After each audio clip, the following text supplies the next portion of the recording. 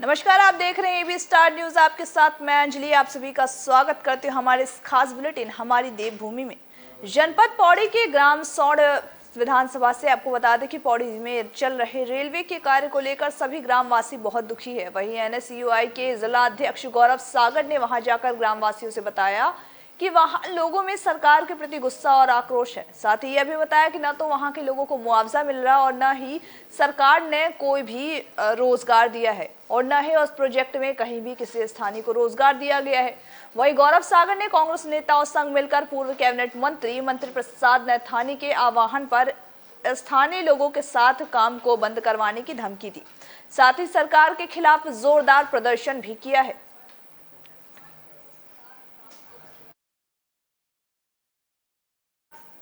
रुड़की की गंगनहर कोतवाली पुलिस ने नकली नोटों का कारोबार करने वाले 3 युवकों को गिरफ्तार कर लिया है, जिनमें एक बीटेक का छात्र भी शामिल है, जो पढ़ाई में काफी होशियार है, लेकिन नशे की लत के चक्कर में उसे नकली नोट के कारोबार में धकेल दिया गया। वहीं सीओ रुड़की विवेक कुमार ने बताया है कि पकड़े गए युवक रात्रि के समय पेट्रोल पंप, रेहड़ी और ठेली व साथ ही भीड़ भाड़ वाले बाजारों में 200, 500, 2000 के नोटों को गलत तरीके से चलाते थे ताकि किसी को भी कोई शक ना हो। पुलिस ने एक की सूचना पर तीनों अभियुक्तों को गिरफ्तार कर लिया। आपको बता दें कि उनके कब्जे से लगभग 2,47,500 रुपए के नकली नोटों की नकदी भी बरामद की है। वहीं आईबी की टीम अब तीनों आरोपियों के साथ पूछताछ कर रही है। में थाना गंगनहर से 3 आरोपी हमने पकड़े हैं जो जाली नोट जो बनाने का काम करते थे और इसको जो है अंधेरे स्थानों पर और ऐसी जगहों पर चलाते थे जहां पर कि ज़्यादा से ज़्यादा इनको पकड़ में ना आए और शक ना हो किसी को। तो इस संदर्भ में इनसे 2,47,500 रुपये कुल बरामद हुए हैं और ये 2,500 200 रुपये के नोट जो हैं इन्होंने नकली जो है छापे थे। इनसे जो प्रिंटर जिससे नोट छापते थे वो मोबाइल फ़ोन और ये जो अर्धनिर्मित कुछ नोट। लक्सर के महाराजपुर खुर्द में एक विवाहिता की मौत से क्षेत्र में सनसनी फैल गई है। आपको बता दें कि पुलिस को मिली सूचना के अनुसार महिला ने पंखे से लटक करके अपनी जान दे दी है। वहीं साथ ही दहेज की मांग पूरी न होने के कारण हत्या का आरोप लगाया गया है। तो वहीं फिलहाल पुलिस हत्या और आत्महत्या के बीच की कड़ी सुलझाने में कोशिश कर रही है। आपको बता दें कि मृतक महिला के ससुराल पहले मायके पक्ष के लोगों ने बताया कि ससुराल के लोगों पर महिला से लगातार दहेज मांगने का आरोप लगाया गया है। वहीं इन लोगों का कहना है कि इससे पहले भी कई बार मृतका आरती के साथ मारपीट की जा चुकी है, जिसके बाद माफी मांगकर मामले को सुलझा लिया गया। लेकिन इस बार मृतका के ससुराल वालों ने आरती के गले में रस्सी डाल करके उससे मौत के घाट उतार दिया। वहीं पुलिस पूरे मामले की छानबीन में जुटी हुई है। आप देखो उसके गले को भी, ये तो मारी गई है।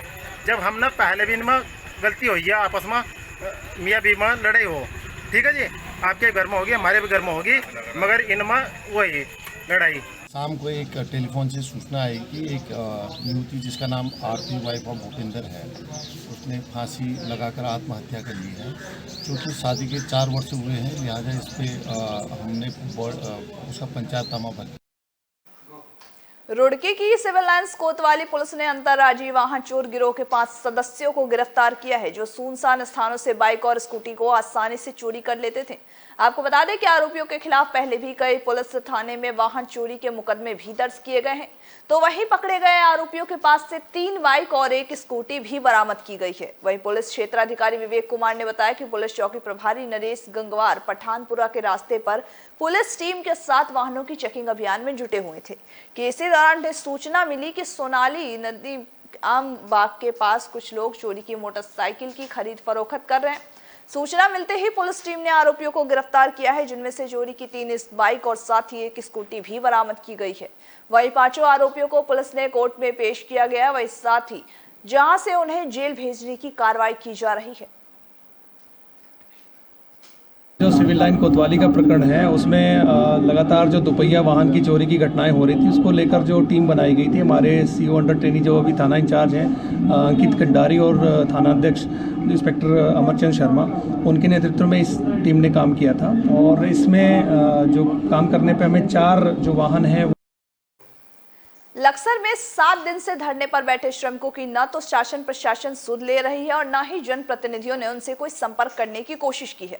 इससे नाराज श्रमिक संगठनों ने बैठक कर अगले चुनाव में जनप्रतिनिधियों का बहिष्कार करने की चेतावनी दी है।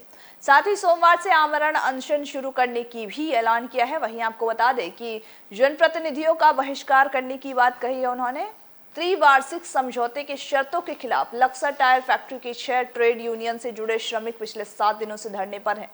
3 दिन से कर्मचारी क्रमिक अनशन पर भी कर रहे हैं वहीं, लेकिन अभी तक धरने का कोई भी नतीजा नहीं निकल पाया है। साथ ही चेतावनी दी गई है कि इस बार के चुनाव में भी ऐसे जनप्रतिनिधियों का वो बहिष्कार करेंगे जो उनकी बात नहीं सुनते हैं।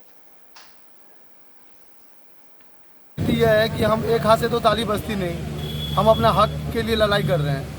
हम तो बोल रहे हैं कि अभी आइए बात कीजिए हमसे, बीच के दलाल को हटा के हम हमारे आपस में बात कीजिए, हम अपने हक के लिए लड़ाई कर रहे हैं। हमारे बीच में अभी तक कोई इस क्षेत्र का जनप्रतिनिधि नहीं आया है, ना हमारे कोई सांसद ना हमारे कोई विधायक। लक्सर क्षेत्र से 2 विधायक हैं, वो भी उनके भी संज्ञान में हैं। उन्होंने हमारी बात सरकार तक उठाई। यह है कि हम एक हाथ से तो ताली बजती नहीं। जल विद्युत परियोजना से निकले गए 90 कर्मचारियों, आपको बता दें कि जल विद्युत परियोजना से निकाले गए 90 कर्मचारियों के समर्थन में शनिवार को पूर्व कैबिनेट मंत्री ललिता प्रसाद नैथानी के नेतृत्व में कांग्रेसियों ने विरोध प्रदर्शन किया है। और वहीं 90 कर्मचारियों को वापस काम पर रखने की मांग को लेकर के कांग्रेसियों ने श्रीनगर जल विद्युत परियोजना के पावर हाउस के सामने गेट पर धरना प्रदर्शन किया है। इस दौरान पूर्व कैबिनेट मंत्री पुलिस से नोकझोंक भी हो गई है, जिसके बाद पूर्व कैबिनेट मंत्री ललिता प्रसाद नैथानी ने साफ बोल दिया है कि जब तक बाहर निकाले गए 90 कर्मचारियों को काम पर नहीं रखा जाएगा तब तक उनका आंदोलन ऐसे ही जारी रहेगा। और इससे पहले भी मंत्री ललित प्रसाद नैथानी ने 2 अक्टूबर को श्रीनगर जल विद्युत परियोजना सहित रेलवे लाइन के कार्यों को रोकने की प्रशासन को धमकी भी दी थी। करने की नौबत आई तो मैं भी दिल्ली तक गया इनके पक्ष में धरना देने की, काम बंद न किया जाए, डैम का निर्माण हो। लेकिन बांध निर्माण होने के बाद, पावर जनरेशन होने के बाद जो जीवीके कंपनी ने यहाँ के जिन लोगों की ज़मीन गई उन लड़कों को 80 लड़कों को एक साथ बाहर निकाल दिया और 240 लड़कों की सूची एक अलग से बना दी। हमारे मंगसू में और उन जगहों पर जो हमारे अनुसूचित बस्ती है वहाँ पर जो है जिन लोगों की लीज पे उसने ज़मीन ली थी उन लोगों का आज वहाँ पर न उनको लीज वापस कर रहा है न उनके पैसे दे रहा है। यहाँ पर जिन लोगों को 10-10 लाख के चेक, धारी गांव के जो लोग हैं, अनुसूचित बस्ती के लोग हैं, वहाँ पर 10-10 लाख के चेक उसने दिए। करने की नौबत आई। पंजाब सरकार में चल रही उठापटक के बाद आखिरकार सरकार को उनका मुखिया मिल गया, लेकिन सियासत ने अपने उस मुकाम पर आ गई है सियासत। वहीं कांग्रेस पार्टी के अध्यक्ष नवजोत सिंह सिद्धू को अपना इस्तीफा कांग्रेस हाईकमान को सौंपना पड़ा। तब से लेकर आज तक सिद्धू एक विपक्ष के लिए खिलौना बन गए हैं और वहीं विपक्ष के लोग उनको एक खिलौना समझकर खेल रहे हैं। लेकिन अब सिद्धू के मुद्दे को घेरते हुए भाजपा विधायक लालकुला नवीन दुमका ने भी अपना बयान जारी किया है और कहा है कि जब उत्तराखंड में कांग्रेस की सरकार थी तो कैसे सरकार बिखरती चली गई, बिल्कुल वैसे ही जैसे पंजाब में देखने को मिल रहा है। और वहीं सिद्धू के इस्तीफे के बाद वहां की सियासत गर्म ही होती जा रही है।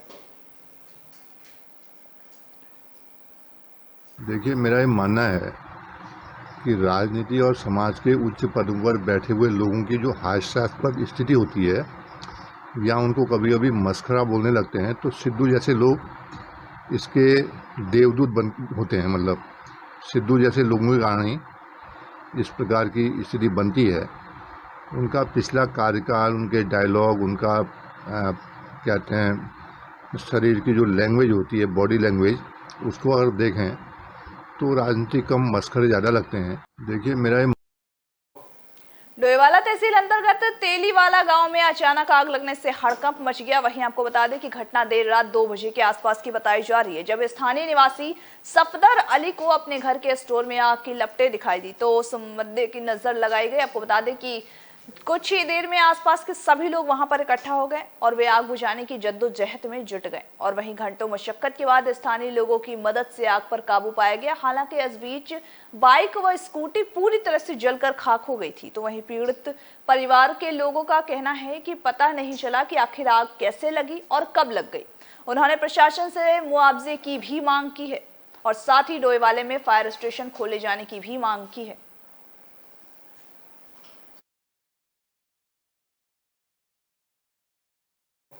हरिद्वार के शिवालिक नगर स्थित भाजपा कार्यालय से रानीपुर विधायक आदेश चौहान स्टेट लेवल के खिलाड़ियों को सम्मानित किया है। आपको बता दें कि उन्होंने खिलाड़ियों को सम्मानित करते हुए कहा कि उत्तराखंड राज्य से हर क्षेत्र में युवा वर्ग नाम रोशन कर रहे हैं, वे चाहे सीमा के जवान हो या फिर पुलिस प्रशासन या फिर स्पोर्ट्स, उत्तराखंड के युवा हो, उन्होंने हर जगह अपनी छाप बनाई है और उनका अब सबका नाम रोशन भी किया है। उन्होंने ये भी कहा कि आज जिस तरह से उत्तराखंड से नई नई प्रतिभाएं हर क्षेत्र में निकल रही है और वह समय दूर नहीं जब उत्तराखंड का नाम विश्व विख्यात हो जाएगा। उन्होंने सभी युवाओं को बधाई दी और साथ ही मेडल और प्रशस्ति पत्र देकर सभी को सम्मानित भी किया है।